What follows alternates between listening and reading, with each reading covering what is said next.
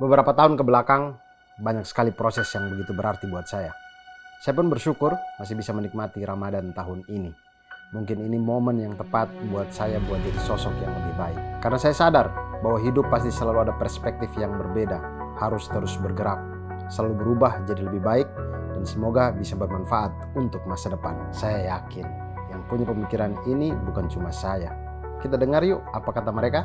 Bersama saya Abdur, let's change the game.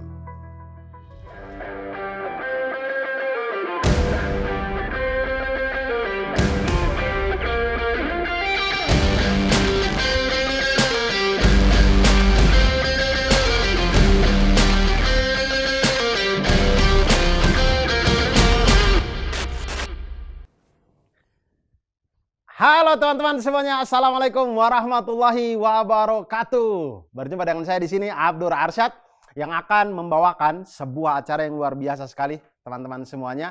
Karena ini acara yang akan membuat Ramadannya teman-teman semuanya menjadi lebih menarik seperti saya hari ini gitu ya.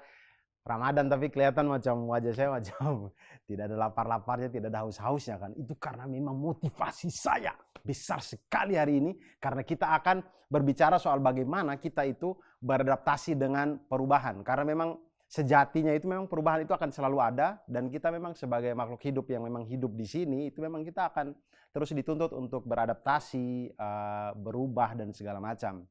Dan oleh karena itu yang akan membuat lebih menarik juga adalah 3 narasumber yang akan kita undang di hari ini. Itu ada juga yang bagaimana melihat mereka beradaptasi atau berubah mulai dari cara berpikirnya, perspektif, kemudian bagaimana mengubah masalah emosi, kemudian mengubah tentang habit, lalu kemudian dari 3 perubahan ini bagaimana kita kemudian konsisten istiqomah dalam istilah agama kita itu kemudian terus untuk menjadi manusia yang baik untuk diri kita, baik untuk lingkungan keluarga, lingkungan dan juga masyarakat secara umum. Dan oleh karena itu teman-teman, mari kita sambut 3 narasumber yang luar biasa.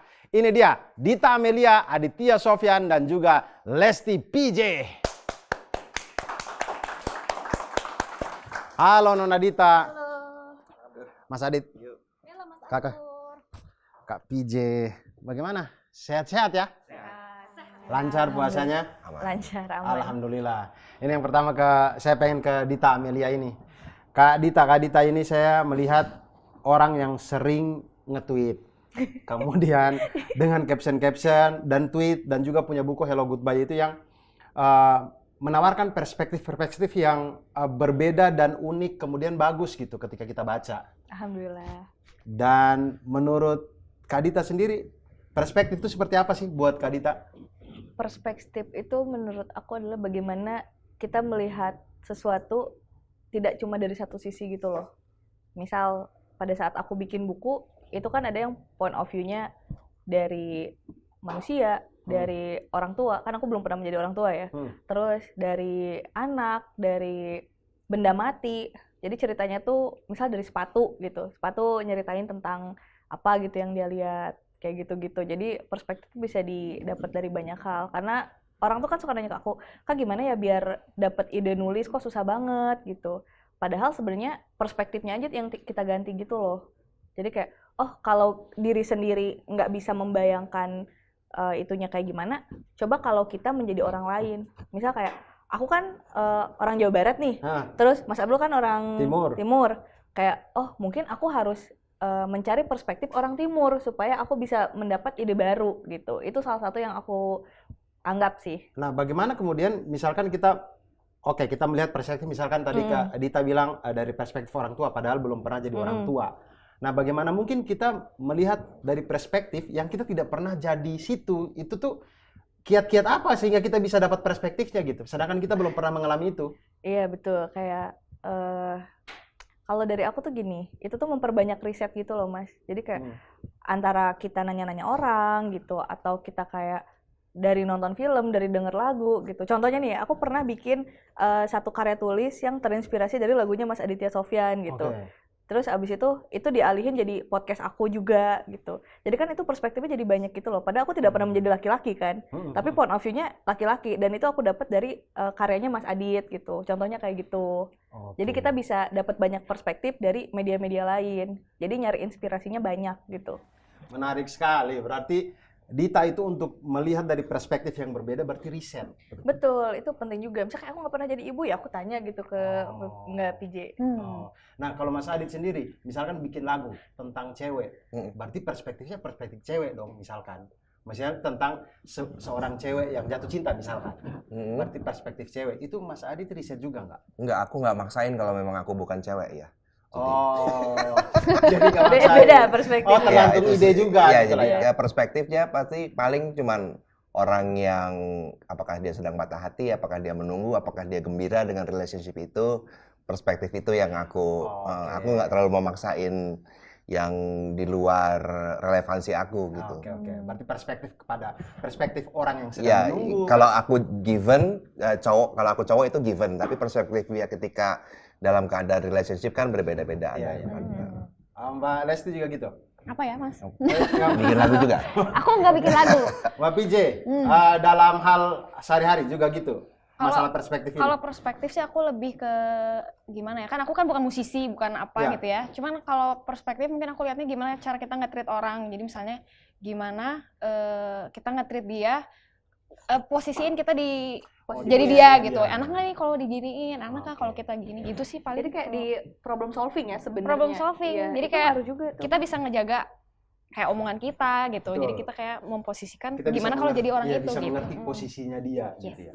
Nah, Dita, lalu kemudian ada tidak pengalamannya Dita selama misalnya di hidup ini yang kemudian di titik itu tuh kayak Dita merasa kayak perspektif saya harus berubah nih dari titik A ke titik B. Istilah orang-orang agama tuh hijrahnya gitu. Iya. Perspektifnya itu ada nggak? Ada banget. Jadi dulu aku ngerasa kayak ya udah, karena aku kuliahnya desain ya. Jadi aku mikir kayak ya udah ntar aku jadi desainer grafis aja gitu. Aku nggak punya cita-cita lebih gitu. Kayak nggak berani mimpi bahwa aku bisa nulis buku, aku bisa bikin podcast atau menjadi seperti sekarang tuh nggak ada, Mas. Jadi kayak udahlah gitu, gini-gini aja gitu. Hidupnya tuh tidak menarik gitu ya.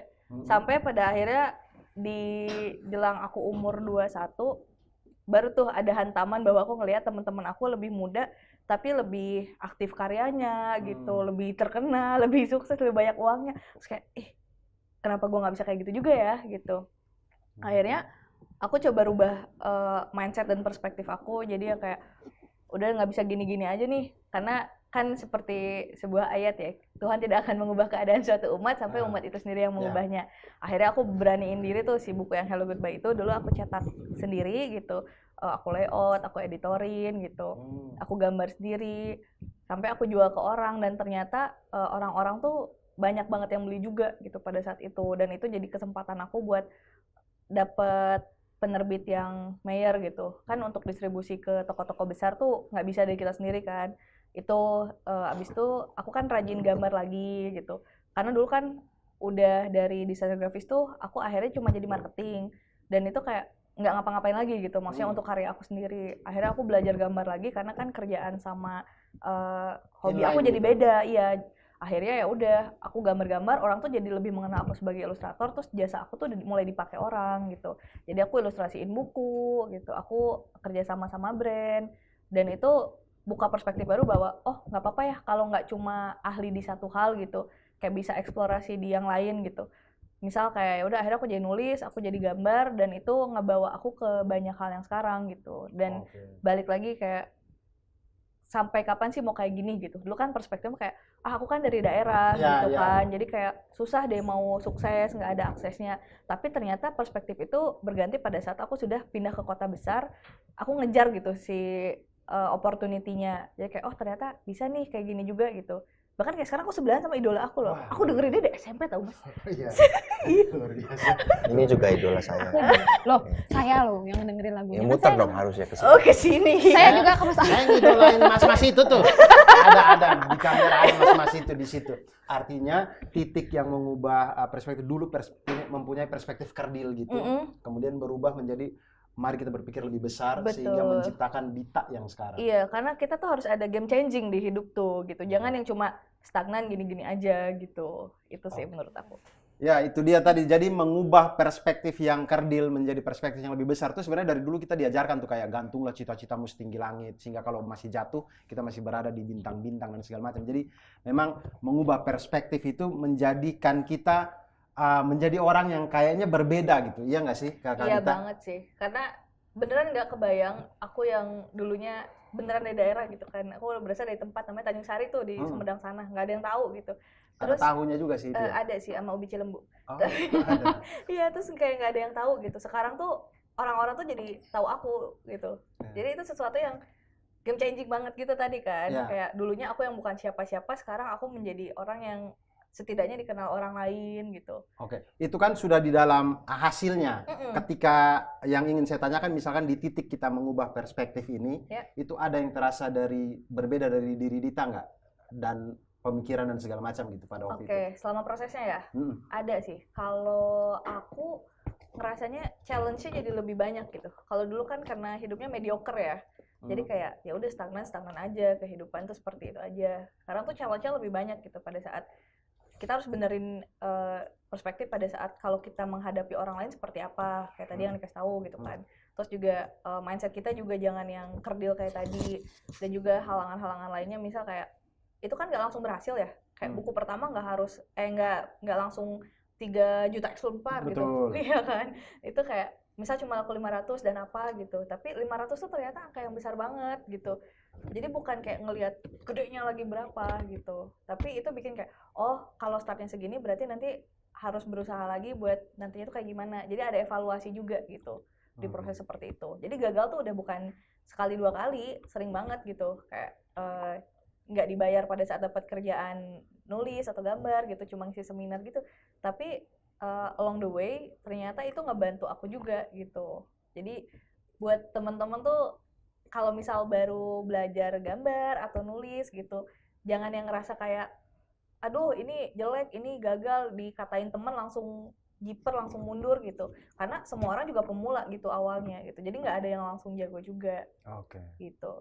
Kalau masalah tentang mengubah perspektif tadi, kalau kita menjadi orang yang berbeda gitu, Nona PJ, misalkan kalau kita dengan diri kita sendiri, apakah kalau kita punya sudut pandang yang lebih banyak, bukannya bikin kita lebih capek ya? Harusnya kalau kita jadi diri sendiri, kita jadi lebih tenang gitu, atau bagaimana?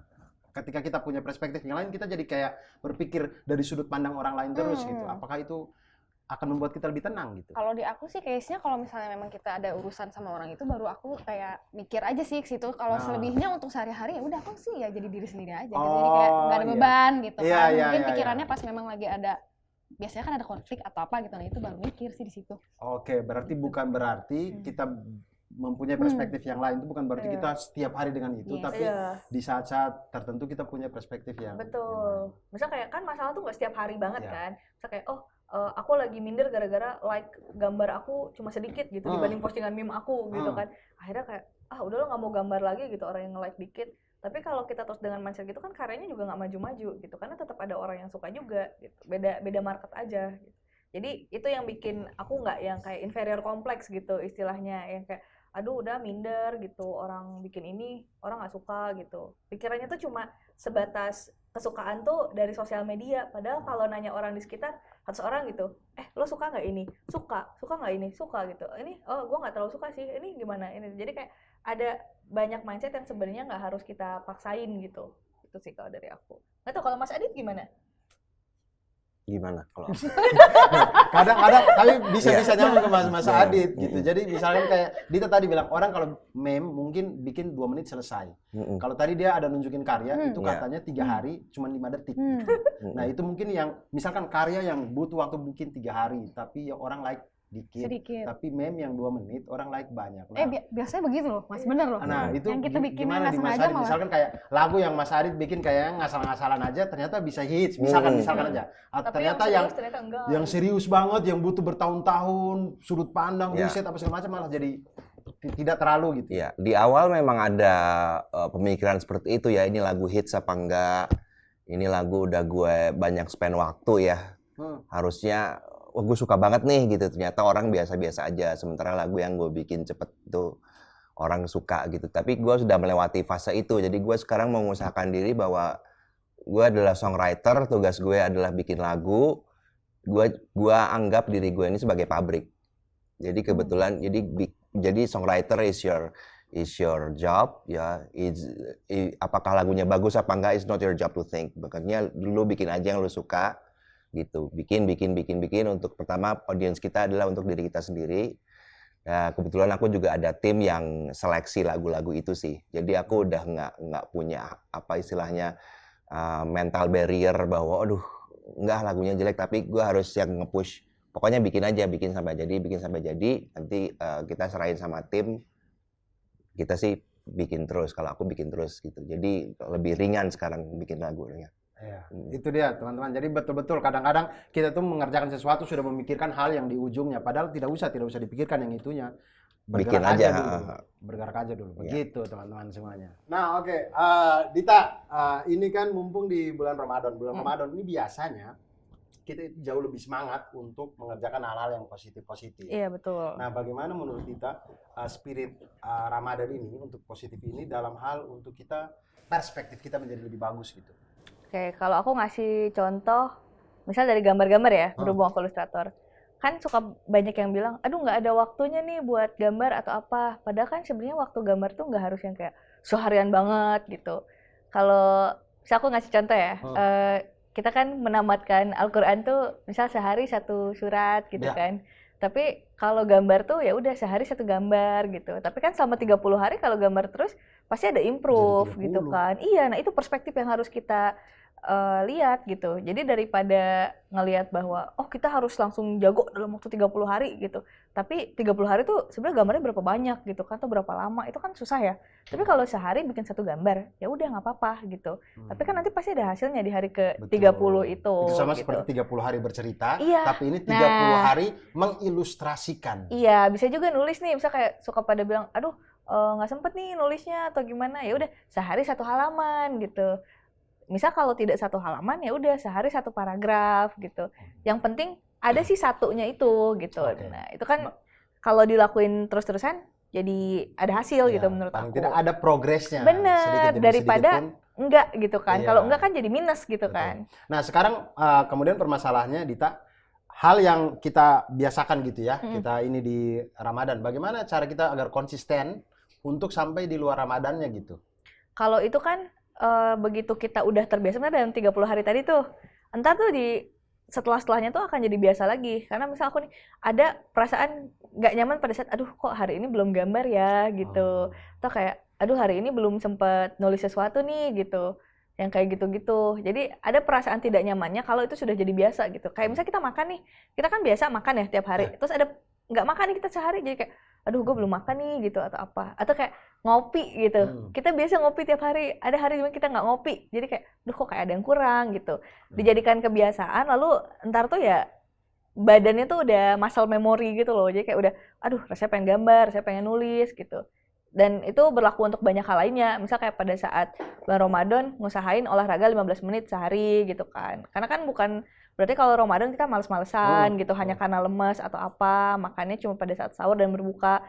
Jadi itu sih yang menurut aku diatur. Setelah perjalanan hidup saya tidak mudah diombang-ambing oleh keadaan. Keadaan itu bisa macam-macam, tapi saya sudah dalam tahap. Aku termasuk fansnya Mas Adit loh. Ternyata kita semua fanbase-nya Mas Adit. Iya ya. Saya juga. Segini, emang gitu ya? Iya, tadi.